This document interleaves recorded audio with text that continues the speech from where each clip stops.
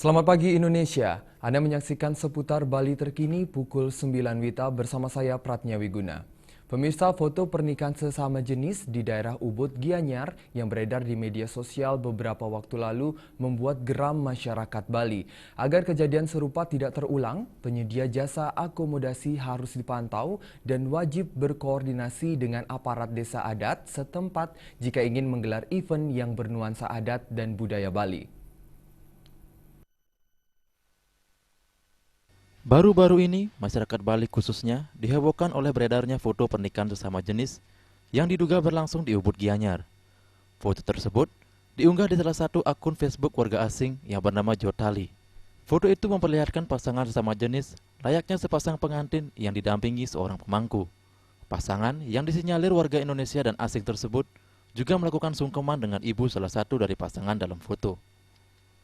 Tokoh masyarakat Gianyar, Nyoman Arjawo, yang juga mantan anggota DPRD Gianyar mengatakan, pernikahan sesama jenis merupakan hal yang dilarang adat, budaya, utamanya agama Hindu. Peristiwa itu tidak boleh kembali terjadi. Penyedia jasa akomodasi diharapkan tidak terlena dan hanya mengejar pendapatan tanpa menghiraukan aspek sosial, adat, dan agama. Sebagai langkah antisipasi, hotel maupun restoran wajib berkoordinasi minimal dengan aparat desa adat setempat jika ingin menggelar event yang tidak lazim apalagi berkaitan dengan adat dan budaya Bali.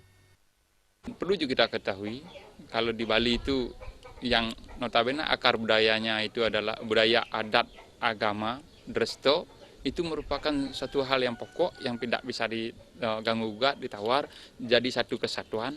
Nah, ini yang perlu dikomunikasikan bagi penyedia akomodasi yang ada di Gianyar dan di Bali pada khususnya mungkin lebih luasnya di Indonesia. Nah, bagaimanapun juga, apalagi yang namanya berbau agama itu sangat sensitif sekali terhadap gejolak sosial nanti. Adanya peristiwa nyeleneh tersebut, pemuka agama menuntut adanya pelaksanaan upacara Hindu untuk membersihkan kembali lokasi kejadian secara niskala. Jaya Kusuma, Bali TV. Pemirsa, demikian seputar Bali terkini kali ini. Nantikan informasi menarik kami dalam seputar Bali terkini 1 jam mendatang.